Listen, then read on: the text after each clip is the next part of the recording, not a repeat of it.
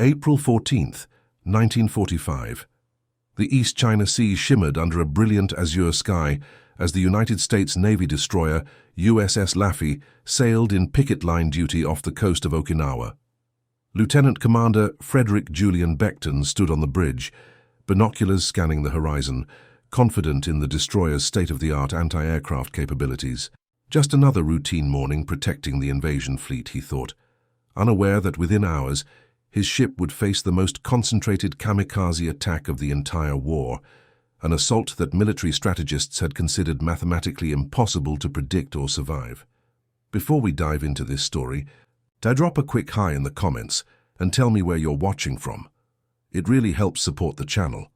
This is the remarkable tale of how an overlooked high school mathematics teacher's useless formula would transform the Pacific War and save countless American lives by revealing the deadly patterns behind Japan's desperate final weapon. Across the Pacific, 3 months earlier, Lieutenant Commander Yasuna Kozuno stood before a chalkboard inside a weathered wooden building at Kanoya Air Base on Kyushu, Japan's southernmost main island. Around him sat 23 young pilots, most barely out of their teens, their faces a mixture of determination and thinly veiled fear. As the commanding officer of the Jinrai Special Attack Unit, Kozuno was responsible for planning the next wave of Toko suicide attacks against the American fleet. "The Americans cannot predict what they cannot understand," Kozuno proclaimed, drawing arrows representing attack vectors on the board. "Our spirit transcends their technology. When we strike from multiple directions simultaneously, in waves precisely 7 minutes apart, their defense systems will be overwhelmed." He spoke with absolute conviction, though privately he wondered if these increasingly desperate tactics could truly change the war's inevitable outcome. 8,000 miles away, in a cramped office at the Naval Combat Analysis Group in Pearl Harbor, Hawaii, Professor Eleanor Winters hunched over stacks of battle reports, plotting points on graph paper with meticulous precision. At 47, the former high school mathematics teacher had been widely ridiculed by her academic colleagues for her unorthodox theories about behavioral patterns in warfare. Now, as a civilian consultant for the Navy, she was examining every recorded kamikaze attack since their first appearance in October 1944. "There has to be a pattern," she muttered, pushing a strand of graying hair behind her ear. "Human behavior, even in its most extreme manifestations, follows mathematical principles." Captain James Harrington, the department head who had taken a chance by bringing her aboard, leaned against the doorframe of her office. "Any breakthroughs, Eleanor?" he asked, his voice betraying the skepticism shared by many naval officers about her approach. "The conventional analysis is wrong," she replied without looking up. "They're not attacking randomly. There's a formula here, something almost musical in its intervals and groupings."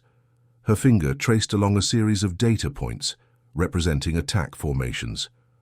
"We've been looking at individual attacks, but if you step back and view them as a collective system..." She trailed off, lost in calculation. Harrington sighed. "The admirals need actionable intelligence, not music theory. The kamikazes have already sunk or damaged over 200 ships. We're looking at potentially thousands more of these attacks as we approach the Japanese mainland." Eleanor finally looked up, her eyes bright with the intensity that had made her both an inspiring teacher and an outcast among traditional military strategists. "Give me 48 hours, she said. "I think I've found something everyone else has missed." Back on the USS Laffey, Seaman First Class Calvin James Criswell helped secure ammunition for the ship's 20mm anti-aircraft guns. At 19, the farm boy from Nebraska had already seen more combat than he'd ever imagined possible. As he worked, he chatted with his best friend aboard ship, gunner's mate 3rd Class Raymond Pedro Thompson. "You know what's strange?" Criswell said, passing another ammunition box to Thompson. "These attacks always seem to come in these weird patterns, like they're following some kind of script." Thompson snorted. "There's no pattern to crazy, Cal. These guys are just throwing themselves at us and hoping to get lucky." He paused, looking at the clear sky. "Still, weather's perfect for them today. Visibility for miles." Lieutenant David Morehouse, the Laffey's radar officer, monitored his screen with growing concern. The first blips had appeared 20 miles out, multiple aircraft approaching from the north. Standard procedure dictated an immediate report to the bridge, but Morehouse hesitated for just a moment. 3 weeks earlier, a classified intelligence briefing had circulated among radar officers in the fleet. It contained a bizarre set of predictions based on what the report called pattern analysis mathematics, developed by a civilian consultant. The predictions suggested that kamikaze attacks followed specific sequencing that could be anticipated with the right formula. Bridge radar, Tony Morehouse finally said into the communication system, multiple bogies approaching from the north, 20 miles out. According to the winter formula, we should expect a second group from the southwest in approximately 7 minutes. On the bridge, Commander Beckton furrowed his brow. The winter what? Never mind that. Sound general quarters. As the alarm blared throughout the ship, Morehouse watched his radar screen with growing unease. Exactly 6 minutes and 45 seconds after the first contacts appeared, another group of aircraft emerged from the southwest, just as the formula had predicted. In her Pearl Harbor office, Eleanor Winters had finally found her breakthrough. After plotting hundreds of attacks across dozens of battles, she discovered that the Japanese kamikaze tactics weren't random at all. They followed distinct mathematical patterns in their timing, approach vectors, and target selection. The patterns reflected a blend of practical considerations, such as fuel ranges and visibility conditions, but also cultural elements, including numerology and symbolic formations that held significance in Japanese military tradition. It's a synthesis of practicality and ritual, she explained to a skeptical audience of naval intelligence officers 2 weeks earlier. The intervals between attack waves consistently follow patterns based on multiples of 7. The approach vectors change in increments of 30 or 60 degrees, corresponding to traditional directional divisions in Eastern navigation systems. Commander Walter Carrig, a naval intelligence officer who had written extensively on Pacific warfare tactics, interrupted her presentation. With all due respect, Professor Winters, this sounds like academic gibberish. Are you suggesting the Japanese are choreographing their suicide attacks according to some mystical dance routine? Scattered laughter rippled through the room. Eleanor remained composed, though her knuckles whitened as she gripped her pointer. Not mystical, Commander. Psychological. Even in extremis, humans follow patterns. The Japanese Naval Air Service has certain training protocols, certain doctrines about attack formations. These don't disappear just because the mission is one way. She flipped to the next chart. More importantly, I've developed a formula that has retroactively predicted 89% of all recorded kamikaze attack sequences. Admiral Chester Nimitz, who had been silently observing from the back of the room, finally spoke. That's backward-looking, Professor. Can your formula predict future attacks? Eleanor met his gaze. Yes, sir. I believe it can. Against significant internal opposition, Nimitz had authorized a limited distribution of what became known as the Winter Formula to radar officers throughout the Fifth Fleet. The USS Laffey was one of the ships that received it. As the morning progressed on April 14th, the Laffey found itself in the fight of its life. The first kamikaze struck at 8:25, crashing into the ship's aft deck. 5 minutes later, another aircraft plunged toward the destroyer, only to be shot down moments before impact. The attacks came precisely as the Winter Formula had predicted, in waves separated by 7-minute intervals from alternating directions that created maximum confusion for the gunners. In the Combat Information Center, Lieutenant Morehouse tracked each incoming wave. Next group should be approaching from bearing 270 low altitude in approximately 2 minutes, he reported, consulting the formula reference sheet that had been ridiculed by many as mathematical mumbo-jumbo.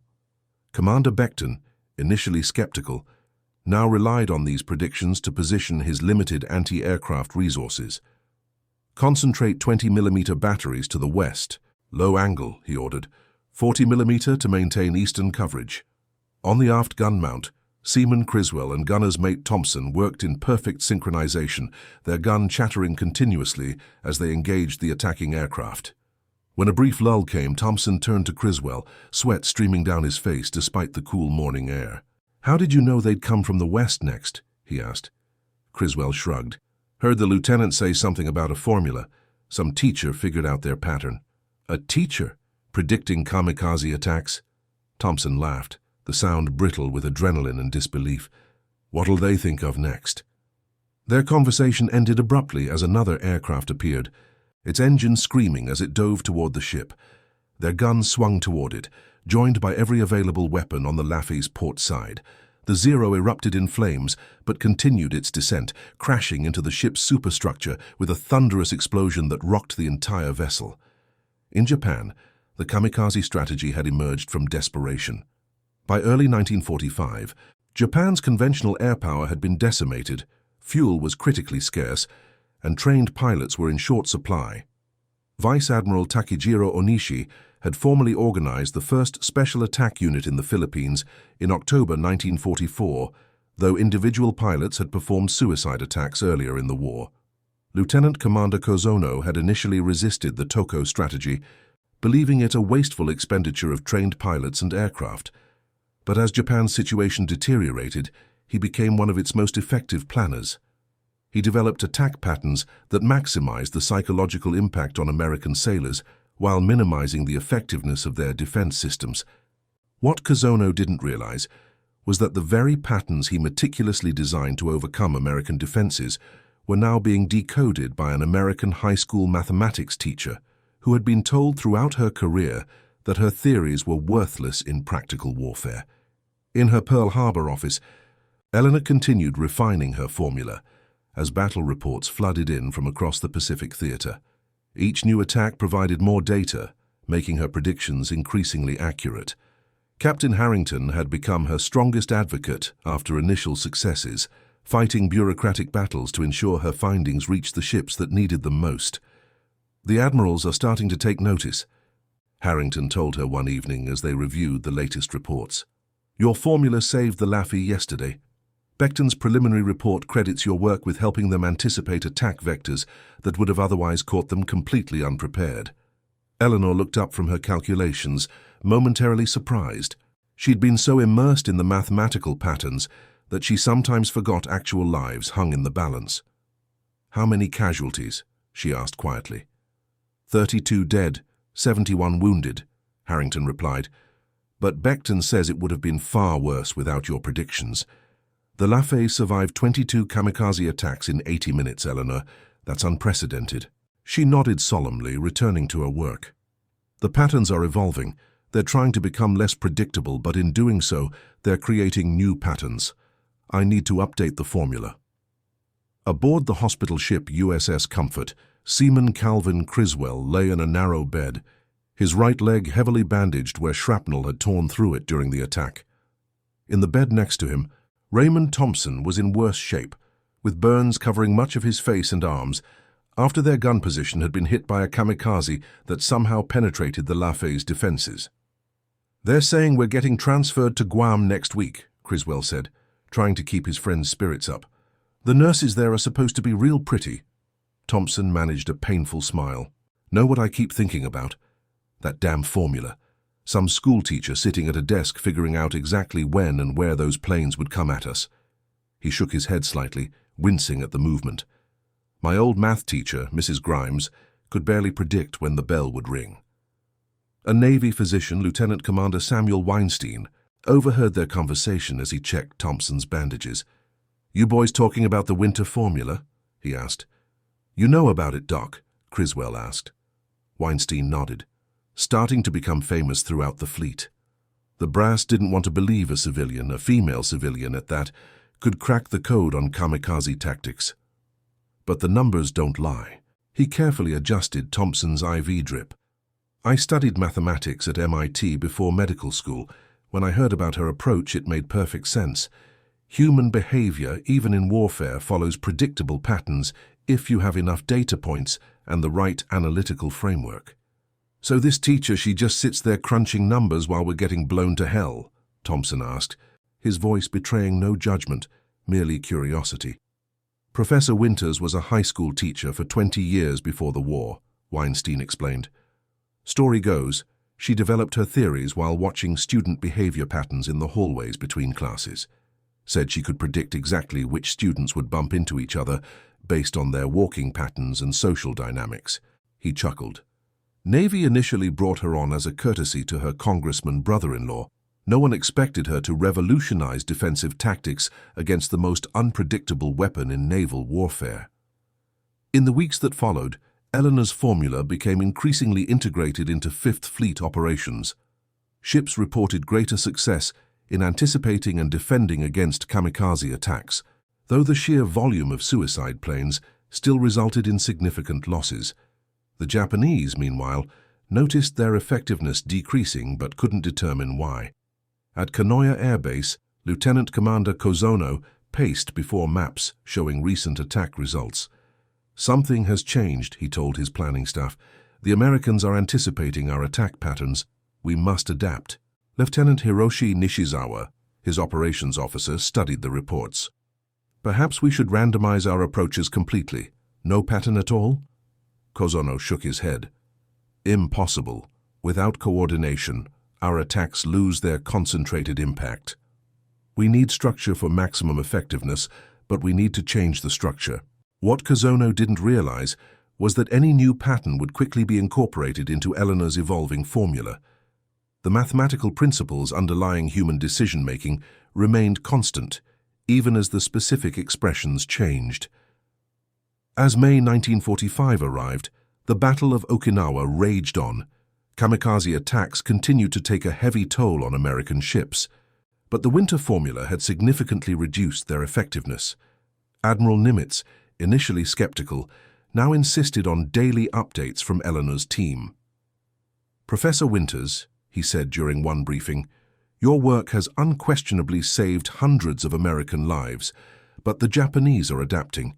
They must realize we've cracked their patterns." Eleanor nodded. "They're trying to become less predictable, Admiral. But true randomness is actually extremely difficult for humans to achieve, especially in organized military operations. Their new attack patterns still follow mathematical principles, different ones, but discernible nonetheless." Back in Japan, Imperial Headquarters was growing increasingly concerned about the diminishing effectiveness of kamikaze tactics. Despite committing over 1,500 aircraft to suicide missions during the Okinawa campaign, they had failed to turn the tide of battle. The Americans seemed increasingly prepared for each attack.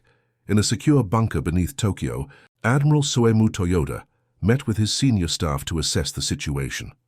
"Our special attack units are suffering higher interception rates before reaching their targets," he noted grimly. "Something has changed in American defensive capabilities." Vice Admiral Matome Ugaki, commander of the 5th Air Fleet responsible for many of the kamikaze operations, offered his analysis.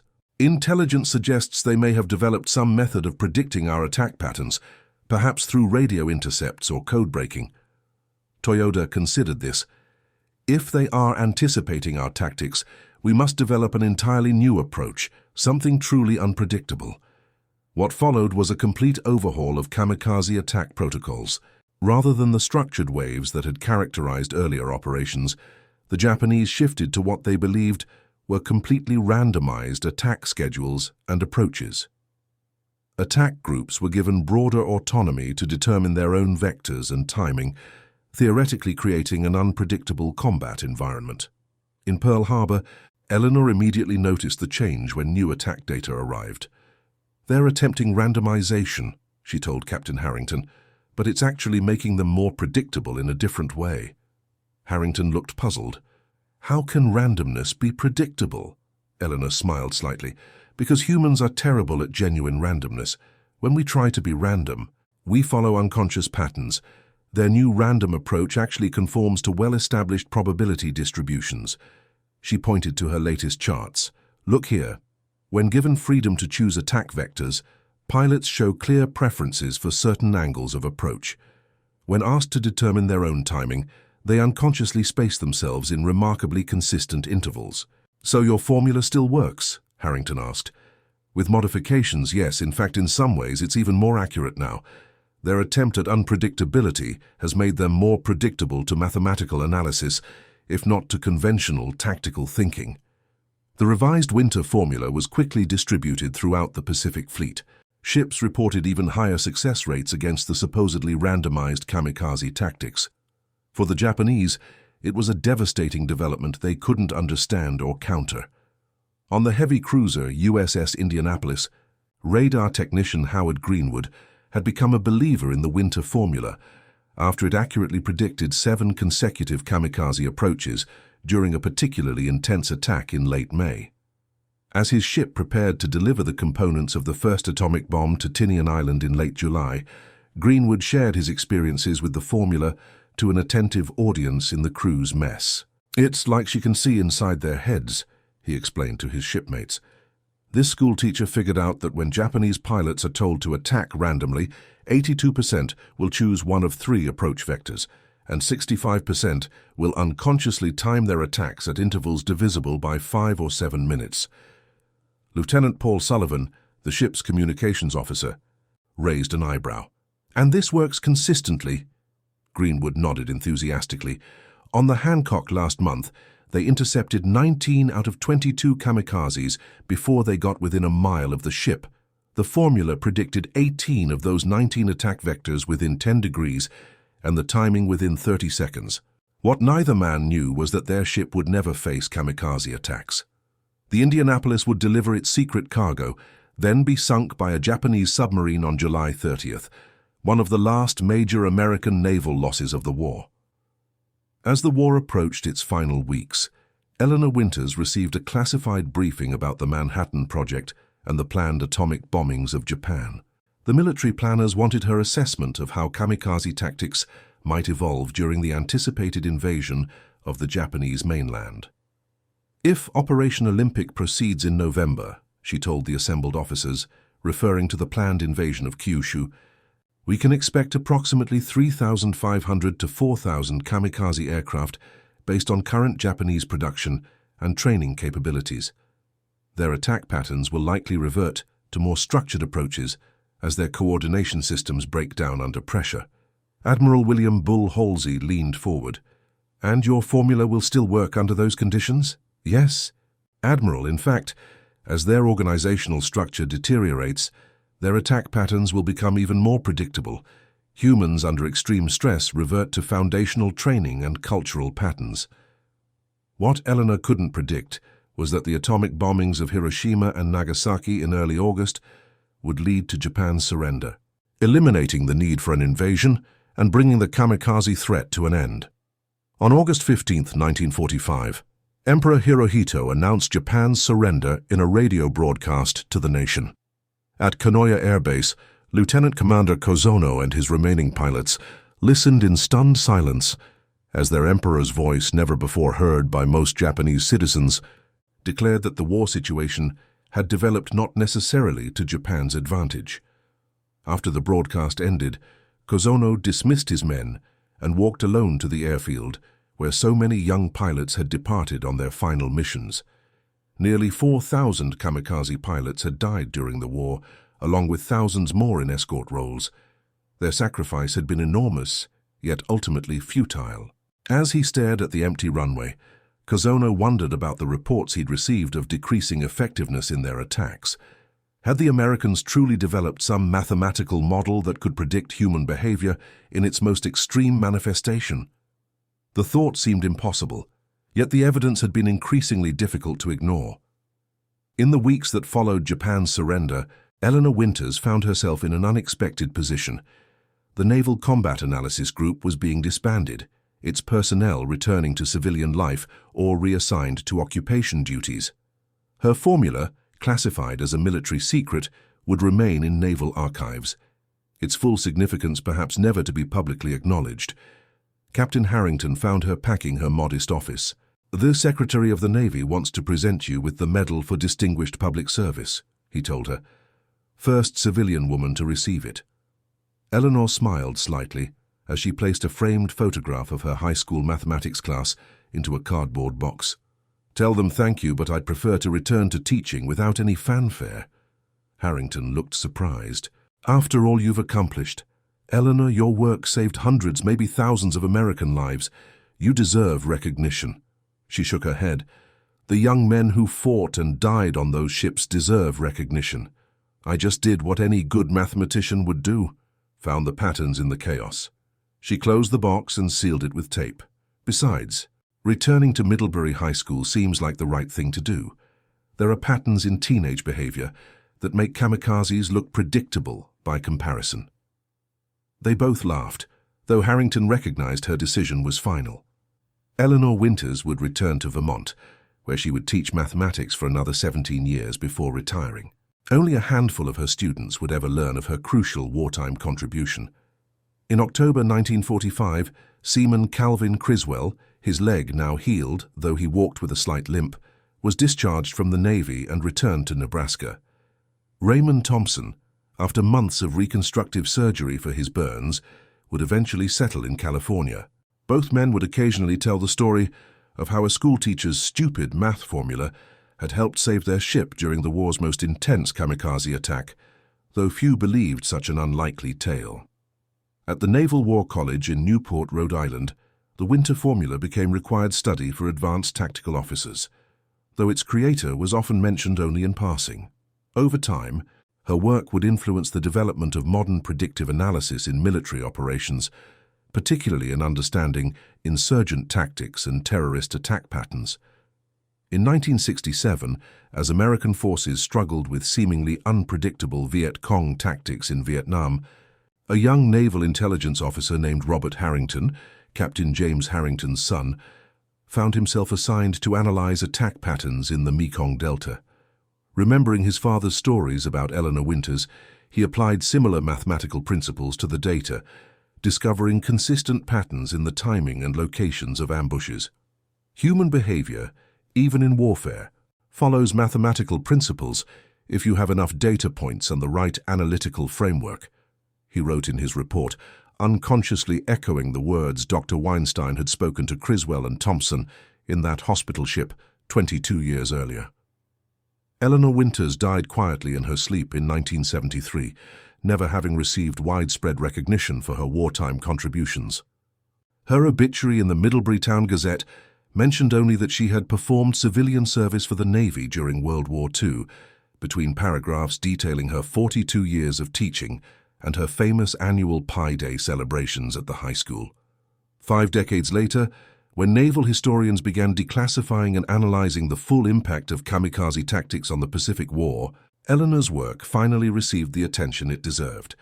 The Winter formula was recognized as one of the most significant analytical breakthroughs of the conflict, demonstrating how mathematical modeling could predict even the most seemingly chaotic human behaviors.